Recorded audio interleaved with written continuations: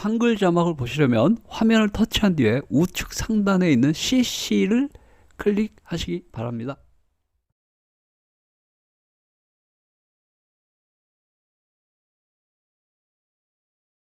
민희진 OK 대표가 큰일 났습니다. 1심 판결문이 추가로 공개되었는데요. 경업금지 조항에 위반될 수도 있다는 그런 관측이 나오고 있습니다. 모두 아시는 것처럼 지난 2월 10일 서울중앙지방법원 합의 31부 남인수 부장판사는 민희진 대표가 하이브를 상대로 제기한 풋옵션 대금 청구 소송에서 민희진 대표의 손을 틀어줬습니다. 이에 따라 하이브는 민희진 전 오더 대표에게 256억 원의 풋옵션 대금을 지불해야 하게 되었는데요. 하지만 최종 판결, 즉 2심, 3심까지 갈 경우 최종 판결이 난 이후에 지급을 할 수 있는 것입니다. 하지만 1심 판결 끝난 직후에 민희진 OK 대표가 하이브 256억 원 상당 예금에 대한 압류를 신청했습니다.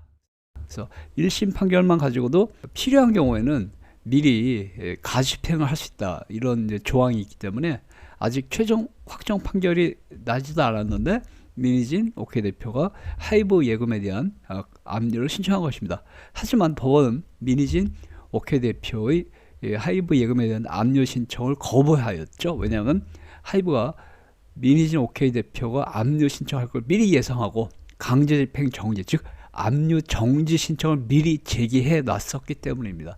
이에 따라 민희진 OK 대표는 1심에서 이겼음에도 불구하고 2심 또는 3심이 끝날 때까지는 256억 원의 풋옵션 대금을 전혀 받을 수가 없게 된 그런 상황입니다.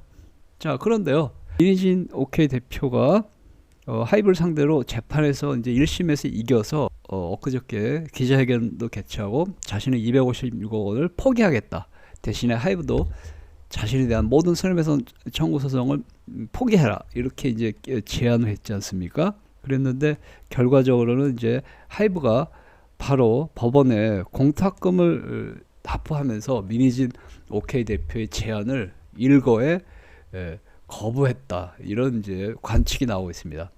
자, 그런데요, 민희진 OK 대표가 하이브와의 풋옵션 소송에서 이겼기 때문에 경업금지에 걸리게 되었다는 그런 관측도 나오고 있습니다. 자, 뭐냐면요, 1심 판결문이 오늘 공개되는데요. 오늘 공개된 1심 판결문에 보니까 남인수 부장판사가 하이브와 민희진 대표 간의 주주관 계약에는 경업금지 조항이 있다라고 명시를 했거든요. 경업금지, 즉 같은 업계에서 일을 하면 안 된다는 것입니다. 회사를 나갔을 때. 그래서 결과적으로는 민희진 OK 대표는 이번 1심 판결에서 이겼기 때문에, 즉 주주관 계약이 유효하기 때문에 풋옵션 대금을 받을 수가 있게 된 것이거든요. 그런데 주주관 계약에는 경업금지 조항이 있습니다. 그래서 이번 1심 판결에서 이겼기 때문에 경업금지 조항에 적용을 받게 되는 것인데요. 민희진 OK 대표는 2024년 11월에 풋옵션 대금 청구 소송을 제기했습니다. 즉 2024년 11월부터 경업금지가 적용이 된다고 볼 때 2년 동안 2026년 11월, 올해 11월까지는 경업금지 기간으로 알려져 있습니다. 이승만 전 SM 회장도 하이브의 지분 팔아 넘길 때 경업금지 계약을 맺었거든요. 그래서 지난 2년 동안 국내에서 연애 활동 못했죠. 얼마 전에 그 기간이 지나서 이제 2년이 지난 지금에야 비로소 국내에서 엔터테인먼트에서 본격 가동하고 보이글 걸그룹 데뷔시킬 예정이다, 이렇게 지금 보도가 나오고 있지 않습니까? 마찬가지입니다. 민희진 OK 대표도 하이브와의 주주관 계약에 따라서 하이브를 퇴사한 이후 2년 동안은 엔터테인먼트 업계에서 활동을 하지 않는다, 사업을 하지 않는다, 이런 주주관 계약 조항에 있는 것입니다. 경업금지 조항. 그래서 2024년 11월부터 적용된다고 보면 2024년 11월에 회사를 나온 걸로 볼 때 2026년, 즉 올해 11월까지는 엔터테인먼트 사업을 해서는 안 된 그런 이제 경업금지 조항에 적용을 받는다, 이런 이제 분석이 나오고 있습니다. 현재 민희진 OK 대표는 OK 레코즈라고 하는 엔터테인먼트 회사를 설립하고 오디션 공고도 내고 SNS 계정도 개설하고 직원도 채용하고 사옥도 마련하고 법인 설립 등기까지 마친 상태입니다. 자, 그러면 민희진 OK 대표는 어제 기자회견에서도 이제는 어도 전 대표가 아니라 OK 레코드 대표로서 새롭게 시작하고자 한다, 뭐 이렇게 밝혔거든요. 그거는 경영 금지 조항에 바로 걸리는 상황이 되는 것입니다. 같은 엔터테인먼트 업계 사업을 하는 것이기 때문에. 그런데 이게 아직까지 애매한 상황은 뭐냐면요, 과연 엔터 회사를 설립해서 그 회사 대표로 취임하는 게 경업금지 조항에 걸리는 것이냐, 아니면 실질적으로 뭐 그룹을 대비시키면서 실질적으로 엔터 사업을 해야만이 경업금지 조항에 걸리는 것이냐, 이런 거 좀 논란이 되고 있는데요.